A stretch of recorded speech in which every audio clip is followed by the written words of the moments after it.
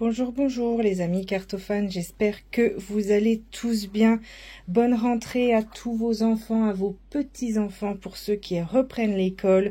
Moi les miens, ils sont grands, c'est fini toutes ces histoires de rentrée des classes et je vous cache pas que j'en suis bien contente. Aujourd'hui, je vais répondre au tag de Aurélia Kay qui a fait le tag Draw My Life, ma vie, mon histoire à travers les cartes. Encore une fois, c'est une mise à nu de sa vie à travers les cartes. J'ai mis 2 jours à préparer ce tag. Ça m'a demandé beaucoup de recherches, entre guillemets, pour essayer de faire correspondre les cartes. Donc, mon petit âme, mon histoire, elle est là. Et voici les jeux que j'ai utilisés. L'oracle des cygnes, l'oracle des fées et des lutins, la dame de l'ombre, l'oracle du corbeau, le tarot des anges gardiens, le lilac and cherry twilight, le normand, l'oracle des miroirs, l'oracle des sécas, le HP tarot, le skull and bones, le normand à la rencontre de nos mémoires, mon préféré bien sûr, l'océan éthéré et sacré, l'oracle de l'esprit animal, l'oracle spirituel, l'oracle des signes du temps, la Sibylle des Versailles et l'oracle de Noël. Et je remercie Aurélia pour ce tag qui, encore une fois de plus, demande une vraie introspection sur sa vie pour pouvoir vous proposer un contenu assez sympa. Je vous rappelle mes réseaux avant de commencer mon histoire. Sur TikTok, vous pouvez maintenant me trouver. Ça y est, je me suis enfin mis à faire des toc-toc, youpi, hurrah. Juste pour but de vous donner mon actualité. Donc là, en actualité, je viens de faire ma présentation de ce que je vais faire là tout de suite, ce que je suis en train de vous faire. Donc, comme d'habitude, c'est Rose Divine Cartomancie, Facebook Rosemary Divine Cartomancie. Et si vous n'êtes pas abonné à YouTube, eh ben c'est bien dommage. Allez, faites-le, à tout de suite.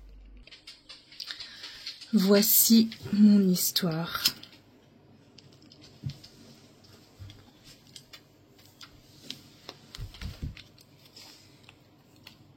Il était une fois, au lieu, il était une fée, il était une fois,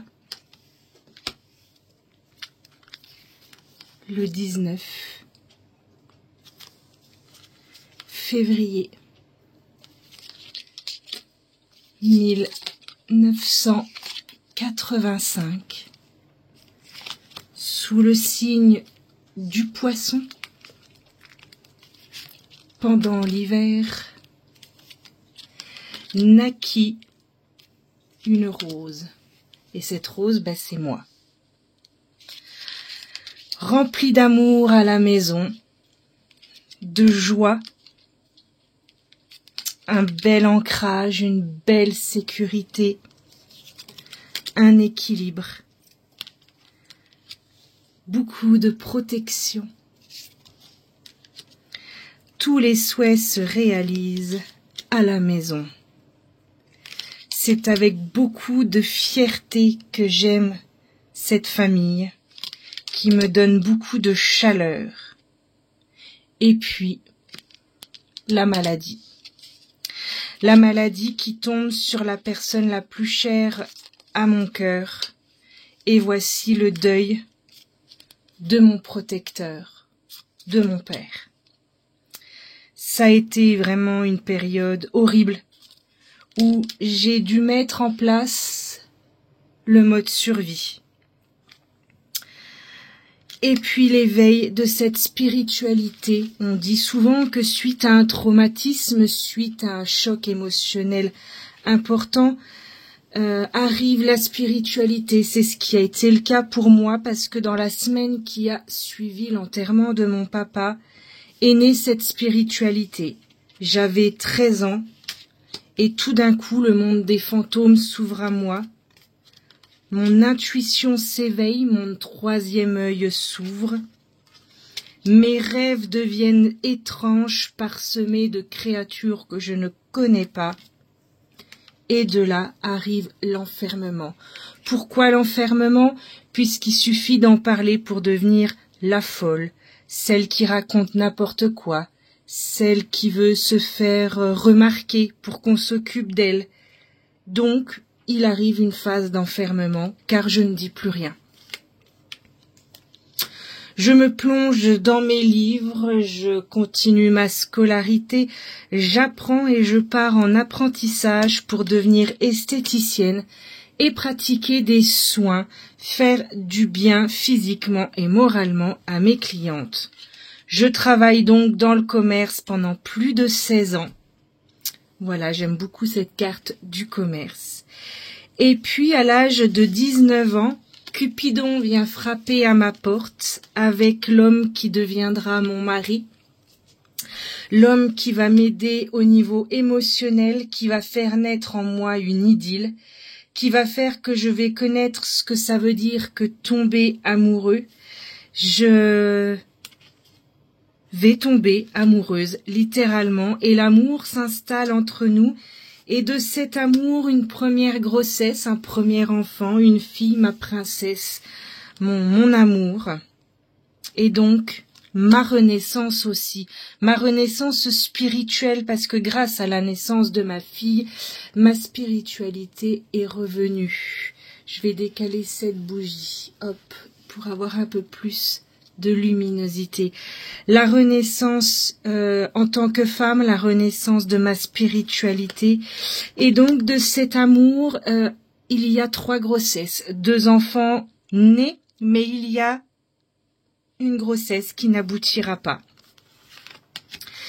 Après ces grossesses, il y a le fameux achat, la clé. On trouve son logement et on achète une maison à la campagne, qu'on habite toujours aujourd'hui d'ailleurs.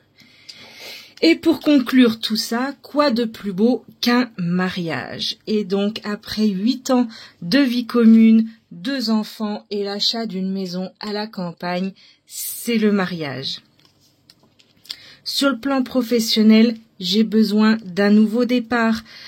Au bout de 16 ans d'esthétique, une forme de lassitude s'installe et j'ai besoin de commencer un nouveau voyage et je vais donc travailler toujours dans le soin, mais dans le secours. D'abord dans les ambulances où je vais travailler de nuit à parcourir les routes de Bourgogne-Franche-Comté pour venir en aide aux gens qui vont appeler le 15.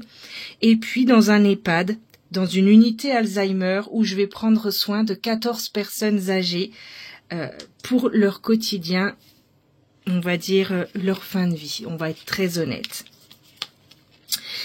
Et puis, il va falloir prendre une décision. De nouveau, il faut prendre une décision car mon état de santé ne me permet plus de pratiquer ce travail en EHPAD. Et donc, je me replonge dans les livres.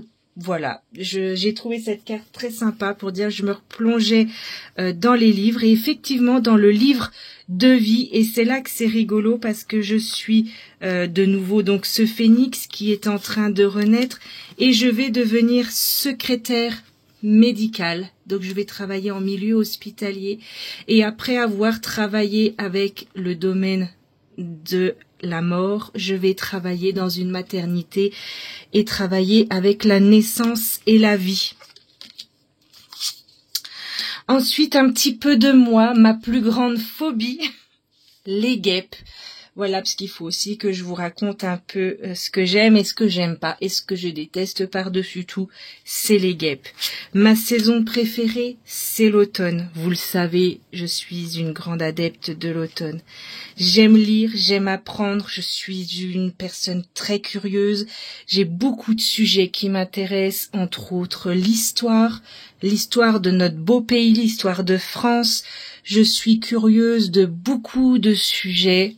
Donc voilà, j'ai trouvé que cette carte me correspondait bien. Mon lieu préféré, vous le savez tous, c'est le château de Fougeray.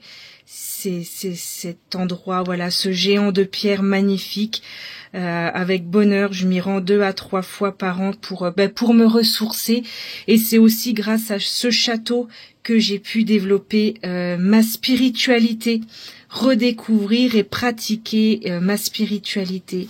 Mon autre passion, c'est les trésors. Je pratique la détection de métaux, donc la chasse au trésor si vous voulez. Je parcours des endroits où j'ai bien sûr l'autorisation avec mon mari pour faire sortir l'histoire de terre et retrouver des petits morceaux de notre histoire. Mon autre passion, c'est mes chiens. J'en ai 6, voilà, mais j'allais pas mettre 6 cartes de chiens. Vient ensuite cette passion pour la cartomancie que nous avons tous ensemble et ce besoin de reconnaissance dans ce domaine avec vous qui me regardez, avec les gens qui me consultent, ce besoin de faire disparaître aussi ce syndrome de l'imposteur et cette folie qu'on a voulu faire croire en moi dans mon jeune âge. Et puis, il y a quelques mois, de nouveau le patatras avec le deuil et la perte de l'homme après mon père le plus important, mon grand-père, donc le père de mon père, mon pépère, qui nous a quittés le 25 décembre 2023, donc le jour de Noël, retour du deuil dans ma vie.